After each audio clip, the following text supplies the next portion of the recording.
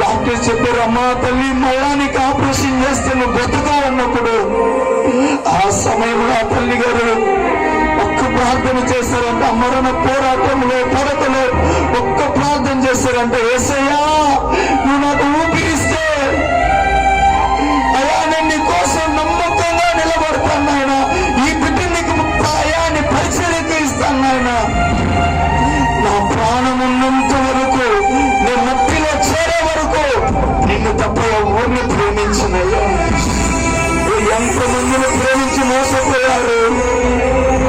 అయితే యేసయ్య ప్రేమ ఎప్పటికీ మిమ్మల్ని మోసపరచు. సమయంలో రెండు చేతులు ఎత్తి until my last breath I love you Lord, I love you Lord, until my last breath అయ్యా నా చివరి శ్వాస వరకు నిన్నే ప్రేమిస్తానయ్యా.